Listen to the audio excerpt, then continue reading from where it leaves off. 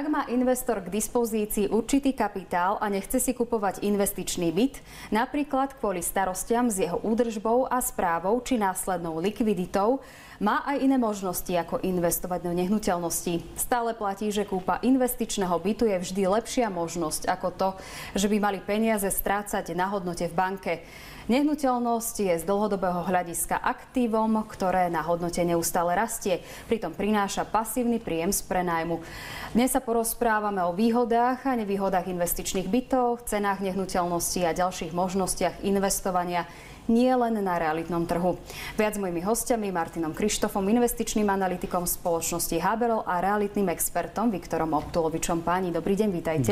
Dobrý deň. Pán Optulovič, začneme vami. Poďme sa pozrieť na vývoj cien nehnuteľností. Už sme teda zaznamenali dobré správy, že začali klesať. Je to taký dlhodobý trend? Tak tento rok ešte budeme svedkami medziročnej zmien a narastu cien nehnuteľností určených na bývanie o viac ako 20%, takže tie ceny stúpali aj tento rok dvojciferným tempom, takisto ako minulý, čiže viac ako 20%. Čo sa týka tých cien nehnuteľností, teraz posledný kvartál sme zaznamenali nejaké spomalenie toho rastu, už nie takým skokovým tempom, ako to bolo doteraz. Nastáva skôr tá situácia, kedy sa ceny nehnuteľností začínajú stabilizovať. Ďalší kvartál nám už môže napovedať možno, že nejaký pokles v niektorých okresných alebo krajských mestách. Čo sa týka bytov na sekundárnom trhu, tak tam môžeme byť svedkami už aj nejakých prípadných zľav od vlastne majiteľov alebo predávajúcich. Čiže ak chcem kupovať teraz investičný byt, tak je to vhodná príležitosť a naopak, keď ho chcem predávať, tak veľmi nie a počkať? Tá situácia momentálne veľmi neprehľadná, môžeme povedať na tom trhu.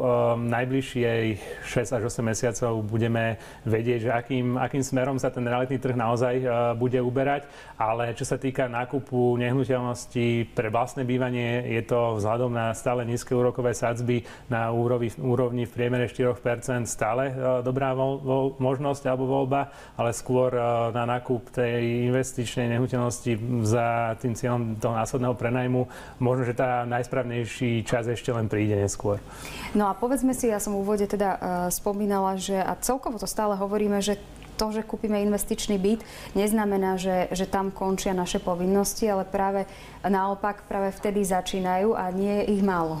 Áno, môžeme povedať, že prenájom nehnuteľnosti, alebo keď kúpime nehnuteľnosť, ktorú následne budeme prenajímať, je s tým určitá práca, ktorú musíme vykonávať od hľadaní toho nájomcu cez zariaďovanie tej nehnuteľnosti, cez prípadné opravy, úpravy, údržby tej nehnuteľnosti, lebo taktiež nemusíte mať šťastie na toho nájomcu, ktorý vám to môže nejakým spôsobom aj znehodnotiť. Takže sú to nejaké finančné prostriedky, ktoré musíte mať na to odložené, na nejaké takéto prípadné situácie.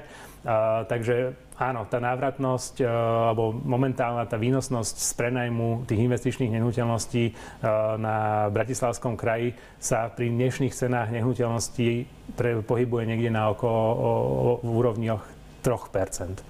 No, to nie je zase málo, ale nie je veľa, keď teda porovnáme aj s inými investičnými nástrojmi a preto teda sa na vás obraciam, pán Krištof, že keď sa pozrieme práve na trh s nehnuteľnosťami, tak je, ako som povedala v úvode, je niekoľko možností, ako teda investovať do nehnuteľností a veľakrát sme tu spomínali aj realitné fondy. V čom sa líši tá investícia, keď si kupujem investičný byt a keď sa rozhodnem pre realitné fondy? V podstate asi úplný ten najzákladnejší rozdiel je v tej výške prvotnej investície, pretože investovať do realitných fondov alebo akýchkoľvek fondov sa dá od veľmi nízkej sumy. A teda dá sa to už v podstate o nejakých 20, 50 alebo 100 eur. Ale aby som to nejako možno ešte úplne na začiatok zadefinoval, existujú teda viaceré investičné nástroje, čo sa dosť často zamieňajú a tie sú tzv. REITy. A teda realitné investičné fondy a teda podielové fondy zamerané na reality. V podstate obidve sú takmer totožné. Obidve v podstate kombinujú nejaký ten príjem skupy nehnuteľností, avšak tie REITy, teda tie realitné investičné fondy, musia vyplatiť 90% zdaniteľného príjmu svojim akcionárom. Kdežto pri tých realitných fondoch v podstate tie sú buď spravované aktívne alebo pasívne, čiže ak sú spravované teda pasívne, tak kopírujú nejaký benchmarkový index zameraný teda na reality. No a mne vlastne ako klientovi, keď do toho investujem, ako ste spomínali, tých 20, 50 alebo 100 eur mesačne, tak odpadávajú všetky tie povinnosti, ktoré mám pri investičnom byte, že vlastne nemusím sa o nič starať? No, v podstate pošleme do správcovskej spoločnosti určitý obnos peňazí, to už je, záleží teda na nás a odpadá všetky tie teda náležitosti, či už musíme hľadať nejakého toho nájomcu. Vlastne my si aj nemusíme brať hypotéku, reálne si môžeme z príjmu odkladať nejakú vyčlenenú časť a takto sa podieľať na raste realitného sektora. Ak mám aj napríklad obdobie, že si viac našetrím peňazí a chcem ich ako keby vraziť práve do tých realitných fondov, že nechcem si mesačne odkladať, že mám aj vyššiu sumu, tak to môžem urobiť, že mám pravidelné odkladanie si do realitných fondov a môžem urobiť aj takú jednorazovú investíciu. Presne tak, v podstate v rámci nejakej mimoriadnej investície alebo jednorazovej. Ešte predtým teda, ak ešte prejdeme vlastne k tým investičným bytom, realitné fondy nie sú jedinou možnosťou, ako investovať v čase rekordnej inflácie na Slovensku. Pripomeniem, že aktuálne ju máme na úrovni 15% a tie odhady sú, že môže byť až na úrovni 22% v budúcom roku, ak sa teda nezmení situácia s energiami. Do čoho investovať v súčasnom období? V súčasnom období platí v podstate tak ako aj v iných obdobiach, keď je nejaká ekonomická expanzia, keď je v podstate ten blahobyt, tak v podstate mali by sme sa jednak držať zadefinovaných investičných pravidiel, investovať pravidelne, možno menšie sumy, možno to rozdeliť na nejaké dlhšie časové obdobie, aby sme v podstate spriemerovali cenu. No ale ak by sme teda chceli nejak poraziť tú infláciu, ktorá reálne v súčasnosti dosahuje tých 15% na Slovensku, aj keď v Európskej únii, teda v eurozóne, poklesla už z tých rekordných 10,6 na 10%, tak stále je to rekordne vysoká úroveň, tak v podstate ten akciový trh prináša najlepšiu možnosť, ako poraziť infláciu a udržať si kúpnu silu svojich peňazí. Pri investičnom byte sme hovorili 3% výnosu a pri týchto realitných fondoch alebo teda pri iných možnostiach? Pri realitných fondoch je to v priemere nejak 3% ročne, ak si to zoberieme z dlhodobého hľadiska, no pri realitných fondoch alebo pri aj iných fondoch, teda otvorených podielových fondoch ako investičných nástrojoch, treba započítať v podstate aj to, že pri predaji sa realizuje teda zrážková daň 19% a bude tam treba zaplatiť aj odvody do zdravotnej poisťovne vo výške 14%, čiže z tých 3% v priemere už zrazu máme tretinu dole, takže sme niekde na úrovni 2% a to by malo pokrývať len ako tú výšku inflácie, ktorú cieli akákoľvek centrálna banka na úrovni 2%. Čiže ak by som sa teda opäť vrátil, nejaká najlepšia investícia na porazenie inflácie, je to v podstate dlhodobé investovanie do akciového trhu, ale samozrejme všetko záleží od toho nejakého investičného profilu klienta. A tam hovoríme o akých výnosoch? Ak sa teda bavíme len čisto o tom akciovom, tak je to niekde okolo 9% ročne. Tak to je slušné zhodnotenie oproti napríklad bežným účtom, kde vlastne nemáme žiadne zhodnotenie v súčasnosti. Pani, ale keď sa rozprávame o tejto téme, rozprávame sa veľmi intenzívne v súčasnosti, pretože je dopyt ľudí, divákov po tejto téme, po cenách nehnuteľností, po tom, či investovať do realitných fondov, vôbec do nehnuteľností. Prečo sme takí konzervatívni a hlavne toto vyhľadávame ako takú možnosť, že ľudia to stále chcú ako keby kupovať tie nehnuteľnosti, aj keď prichádzajú trošku zložitejšie časy? Ja si myslím, že to je možno aj historicky späté, že tým nehnuteľnostiam sa historicky darí, historicky stúpajú na cene každoročne. Je to niečo hmatateľné, niečo, čo naozaj si vieme skontrolovať, niečo, čo nie je len možno tabuľke na počítači, ale niečo naozaj existujúce. Takže asi kvôli tomu Slováci ako konzervatívni investori majú k tomu taký pozitívny vzťah a pozitívny sentiment najmä k tým investičným nehnuteľnostiam a nehnuteľnostiam všeobecne. My sme teda spomínali tú infláciu, no a veľmi často sa teraz spomína tzv. Inflačná doložka, čo doteraz sme veľmi nekomunikovali. Hlavne teda developeri pri novostavbách si uplatňujú v súčasnosti inflačnú doložku. Najprv si vysvetlíme, že čo to je, prečo sa tak teda deje čoraz intenzívnejšie a čo to znamená vlastne pre klientov. Inflačná doložka je, najprv si povieme, kde ju nájdeme, tú inflačnú doložku. V prípade podpisu zmluvy s developerom nájdeme ju vlastne v prvom kroku, zmluva o budúcej kúpnej zmluve, ktorá definuje, že v prípade nárastu cien stavebných prác a materiálov nad určité percento definované zmluvne, zverejňované každoročne štatistickým úradom, má oprávnenie developer navýšiť túto cenu o tú vlastne jeho prípadnú stratu, ktorú na to má. A bola to obrovská téma teraz najmä posledný rok, obdobie posledného roku, kedy naozaj raketovo vystrelili tie ceny stavebných prác a stavebných materiálov, kde častokrát developeri argumentovali tým, že musia si extrémne ukrajovať zo svojho zisku, čo nechcú samozrejme, tak použili, nie všetci samozrejme, túto inflačnú doložku a vlastne nejakým spôsobom ju uplatnili voči kupujúcemu alebo klientovi. Ale je to tiež obrovské reputačné riziko pre toho developera, pretože v dobrých časoch, keď sa ekonomike darí, tak, a ľudia ešte majú peniaze, tak sú ochotní tie peniaze dať, aby si tú nehnuteľnosť kúpili.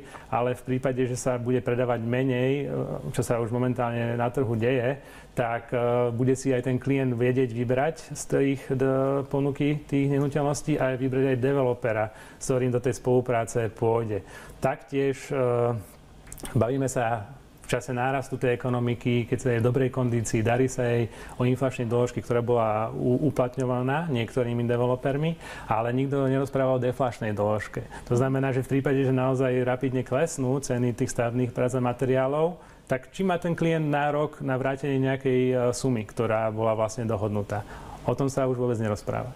Dobre, čiže ja som ako klient, keď dostanem od developera vyrozumenie, že sa mi teda uplatňuje inflačná doložka, a koľko sa mi v priemere zvyšuje cena nehnuteľnosti? Je to individuálne, záleží od toho, musia to byť samozrejme preukázateľné náklady, ktoré s tým ten developer mal, nemôže to byť nejaké číslo, ktoré si vymyslí, musia to byť naozaj náklady, ktoré na to musia vynaložiť a o koľko sa mu zvýšil celkový ten projekt, ale môžeme sa baviť v priemere okolo 10 až 15% z dohodnutej kúpnej ceny. No, v momentálnej situácii to možno pre niekoho je zásadný problém, čo sa týka klientov, pretože navyšovať si v súčasnom období zvyšujúcich sa úrokových sadzieb si ešte navyšovať hypotéku je asi veľký problém pre mňa. Áno, je to veľmi, veľmi problematické. Častokrát aj tí ľudia si musia požičovať peniaze cez potrebné úvery a podobne, čiže sa zadlžujú ešte viac. Ešte sa vrátime k tým nehnuteľnostiam, ale keď aj pri nehnuteľnostiach sa platia dane, sú poplatky, spomínali ste realitné fondy, zrážkové dane podobne. Veľmi také zaujímavé sú v súčasnosti a veľmi atraktívne nielen pre mladú generáciu sú ETF fondy, ktoré sú oslobodené od dane. Sú to také, že zaujímavejšie investičné príležitosti? V podstate áno, keď kupujete nejaké ETF, kupujete ako taký kôš množstva firiem a tak ako ste spomínali, tento druh investičného nástroju je oslobodený od dane z výnosu a v podstate sa tam ani neuplatňuje, alebo teda nemusí sa platiť ani tie odvody do zdravotnej poisťovne po tom čase, keď tento investičný nástroj držíte dlhšie ako 1 rok. Čiže keď to držíte 1 rok a 1 deň, tak nemusíte platiť v podstate dane z výnosu. Takisto v podstate tak ako pri ETF-kách to platí aj pri akciách a pri ďalších nástrojoch, ktoré sa obchodujú na regulovanom trhu. Žijeme vo veľmi neistej dobe a ľudia sa obávajú, že čo bude. My v médiách aj vlastne informujeme, že rok 2023 bude veľkou skúškou v rámci energetickej krízy pre mnohé podniky, čiže mnohí sa obávajú, že čo bude s ich zamestnaním a podobne. Mnohí sa aj zbavujú svojich investícií v čase krízy alebo obávajú sa, že čo s peniazmi, či o nich neprídu a podobne. Je to dobré, keď som sa dal ako klient na investovanie, že po pol roku si vyberiem peniaze? V podstate, ak vyberiete peniaze z investície, tak realizujete stratu. Preto v podstate existuje nejaká investičná myšlienka, že ten čas je reálne tým najlepším indikátorom alebo tým najlepším možným spôsobom, ako vyťažiť z tej investície maximum. Čiže určite by som neodporúčal vyťahovať finančné prostriedky z už zainvestovaných prostriedkov, ale nechať to tam možno v prípade využiť tieto poklesy, ktoré sú aktuálne plus minus 15 až 20%, na nejaké doinvestovanie, dokúpenie, možno dopriemerovanie samotnej investície a v podstate získame oveľa vyšší potenciál budúceho výnosu, ako by sme napríklad investovali v čase, keď akciové trhy dosahovali maximum. Mnohí diváci nám aj píšu, že im prichádzajú výpisy z bank, kde majú nejaké investičné produkty zakúpené, že majú veľmi veľké poklesy a nevedia, že či si majú tie peniaze vybrať a niekam inám, cez nejakého finančného sprostredkovateľa a podobne, investovať do nejakej inej spoločnosti, lebo treba pripomenúť, že banka má istý len okruh tých nejakých investičných produktov, ktoré vie poskytnúť klientovi, čiže nie úplne vie napasovať na každého klienta a jeho preferencie, tie bankové produkty. A možno, či tá otázka je, že či radšej nechať si tú investíciu v tej banke a počkať na tie lepšie časy, alebo si to vybrať a cez napríklad nejakého finančného sprostredkovateľa to zainvestovať niekde inde. Ak by som povedal vyslovene za seba, tak by som povedal, že vybrať a zainvestovať niekde inde. Ale ak by sme to nejak mali zovšeobecniť, tak určite takýto klient, keď už má nejaký takýto produkt v banke, tak možno by sa mal na to pozrieť niekto, kto sa tomu rozumie, možno nejaký wealth manager, možno nejaký finančný poradca a naozaj zistiť, že čo v tom produkte danom má, že či to má význam nejak dlhodobejšie držať alebo nie. A na základe tohto sa by malo postupovať ďalej. Hej. Čiže ak sú to nejaké produkty, ktoré dlhodobo nevynášajú a reálne tam má klient zainvestované, mal by to asi čím skôr vybrať, aby v podstate mal nejakú možnosť ešte z toho niečo vyťažiť. Ale ak sú tie produkty nastavené dobre a len v podstate to kopíruje ten trh, ktorý v podstate je teraz v poklese, tak ako nemá význam to vyťahovať v týchto časoch. Tak investovanie je naozaj na dlhú trať. Keď hovoríme o investovaní a respektíve zbavovaní sa peňazí a vyberaní, tak mnohí Slováci sa aj zbavujú v súčasnosti rekreačných nehnuteľností, ktoré sú považované za investičnú príležitosť. Počas korony sme ich nakupovali vo veľkom, lebo sme sedeli doma, tak sme mali takúto možnosť kupovať rekreačné nehnuteľnosti. Prečo sa ich teraz zbavujeme? To je indikátor krízy? Treba povedať, že počas korony sa predávali aj za rekordné sumy tieto rekreačné nehnuteľnosti, takže teraz množstvo klientov, ktorí repredávajú alebo posielajú zase na trh tieto nehnuteľnosti, tak predávajú častokrát so stratou, možno aj 20 až viac percent, čo je ako dosť vysoká strata. Áno, je všeobecne známe, že v prípade krízy alebo v prípade nejakého zakolísania na trhu, tak nehnuteľnosti alebo veci, ktoré nepotrebujeme, sa ich primárne zbavujeme. A to sú práve možno, že tie rekreačné nehnuteľnosti, ktoré sa teraz dostávajú do predaja. Samozrejme, rekreačné nehnuteľnosti v vychytených lokalitách si na cenu svoju držia. A niektoré tie rekreačné nehnuteľnosti majú cenovku nehnuteľnosti v starom meste, v tých naozaj atraktívnych lokalitách, ale skôr nehnuteľnosti rekreačného typu so zlou prístupovou cestou, ktoré boli vyslovene nadhodnotené vplyvom toho obrovského dopytu počas korony, tak tie utrpia najviac. Keď hovoríte o tých vychytených lokalitách, tak to sú vysoké, nízke Tatry, to sú väčšinou naozaj veľmi drahé nehnuteľnosti. Tie si z dlhodobého hľadiska budú držať tú svoju hodnotu? Áno, tam ich nie je. Samozrejme, veľa týchto nehnuteľností po týchto dopyt stále je a je to len určitá skupina ľudí, ktorých si jej vie dovoliť kúpiť a takéto nehnuteľnosti si vždycky nájdu svojho kupujúceho.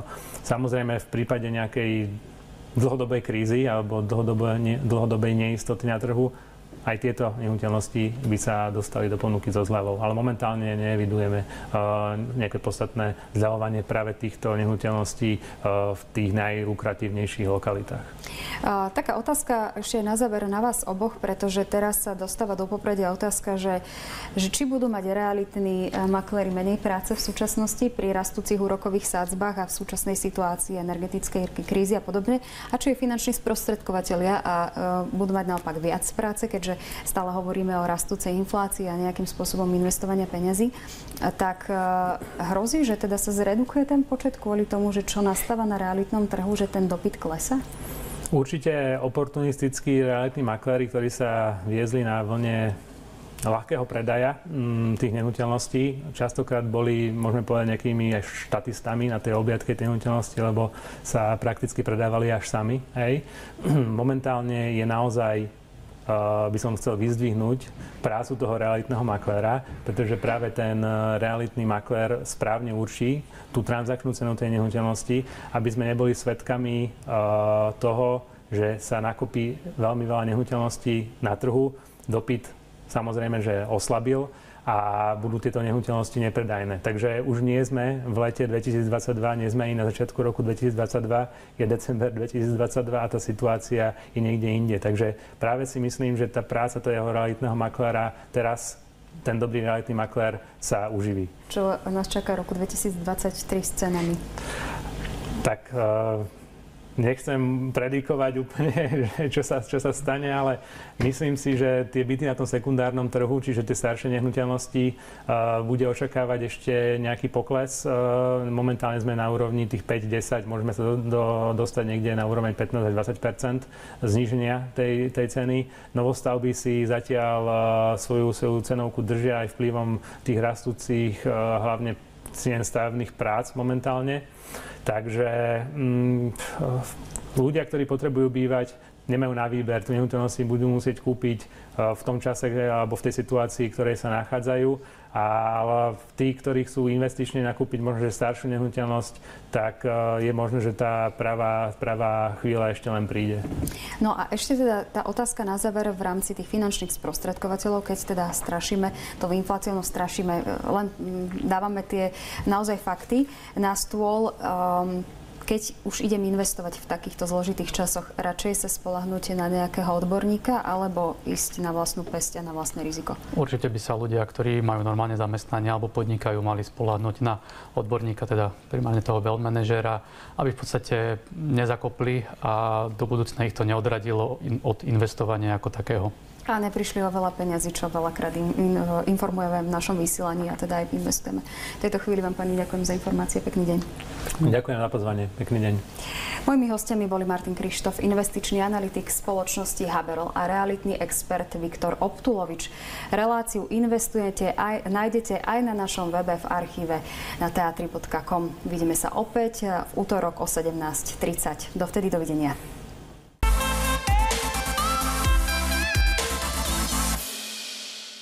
Lucie Bíla